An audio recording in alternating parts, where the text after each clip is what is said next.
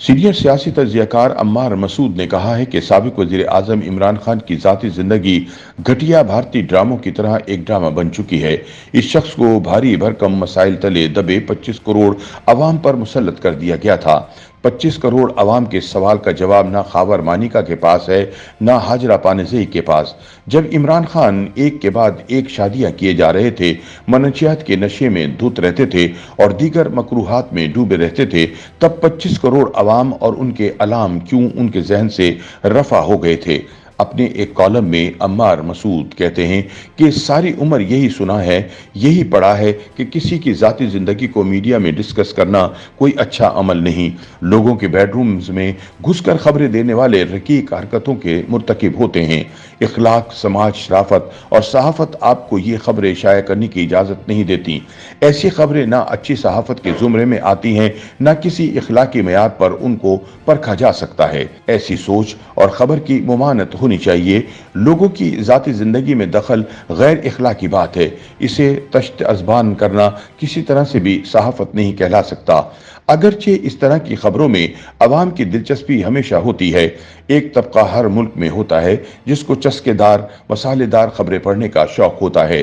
दुनिया में बहुत से ऐसे मैगजीन और अखबारात हैं जिनका इन्हिसार इसी तर्ज की खबरों पर होता है।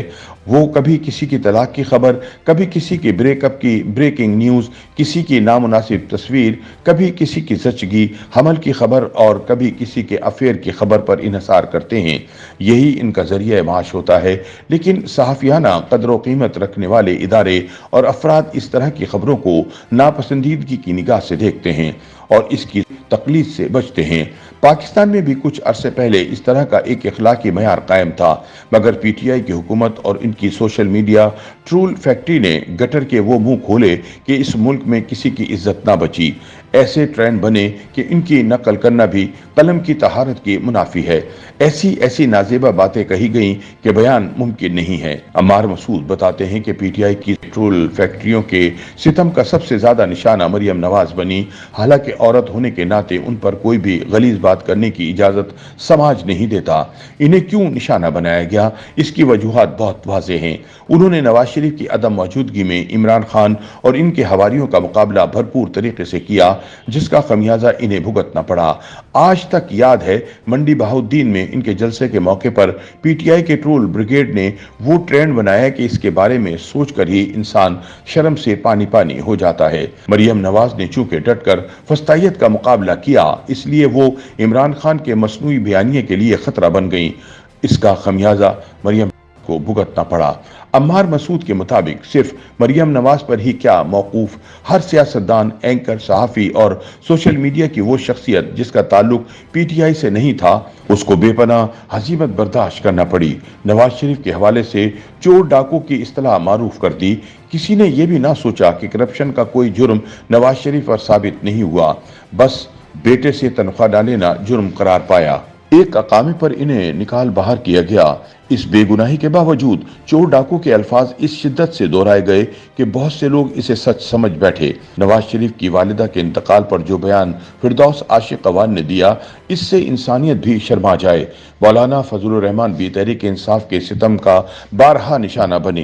पीटीआई से पहले हमारी रिवायत थी कि सियासी गालम गलोच में मजहबी रहनुमाओं को नहीं रगेदा जाता था। मौलाना फजलुर रहमान एक सियासी जमात के सरबराह होने के अलावा मजहबी रहनुमा भी हैं। उनके बारे में जो जिल्लत आमेज मुहिम तहरीक इंसाफ ने शुरू की थी, वो काबिल नफरत है। इस तरह के कलमात और नाम डालने की रिवायत गली मोहल्ले की लड़ाई में तो होती है, लेकिन कौमी सतह पर सियासी जमातें ऐसा नहीं करती।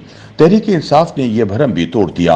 इसके अलावा हर वो सहाफ़ी जिसने इमरान खान से इख्तिलाफ किया, इससे माँ बहन की गाली दी, उस पर लिफाफा सहाफ़ी का इल्ज़ाम लगाया, इसके ख़ानदान वालों की मकदूर भर तजलील की, इसके प्रोफेशनलिज्म का मजाक उड़ाया, उसको डराया धमकाया गया। गर्ज गुज़िश्ता चंद बरसों में तहरीक इंसाफ की लीडरशिप और ट्रोल ब्रिगेड ने हर एक पर कीचड़ उछाला। अम्मार मसूद कहते हैं कि अब वही जमात है, वही मुल्क है, लेकिन हालात बदल चुके हैं। अब मुतालबात भी बदल चुके हैं। अब दूसरों पर बोतान लगाने वाली पीटीआई का बयानिया यह है कि बुशरा बीबी और इमरान खान के बारे में बात ना की जाए क्योंकि ये जाती जिंदगी में मुदाखलत है। अब वही जमात कहती है हाजरा पानीज़ई की किताब ज़ेरे बहस नहीं लाना चाहिए क्योंकि ये किसी की जाती जिंदगी में मुदाखलत है। अब वही जमात कहती है कि इमरान खान की इद्दत में शादी वाली बात नहीं करनी चाहिए क्योंकि ये दो लोगों का प्राइवेट मामला है। इस पर बात करने से किसी की प्राइवेसी में खलल पड़ता है।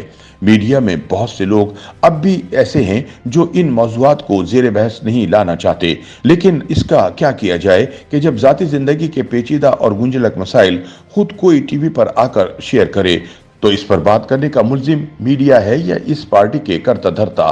खावर मानिका ने खुद पाकिस्तान के सबसे बड़े चैनल के सबसे आम शो पर आकर अपनी साबिका अहलिया के बारे में गुफ्तगू की और उन पर बदचलनी के इल्जामात लगाए।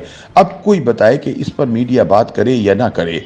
साबिका खातून अव्वल के साबिका शौहर खुद अदालत में दरख्वास्त लेकर गए कि इनकी बीवी ने इद्दत में शादी की, इसलिए इस निकाह को गैर शरई करार दिया जाए।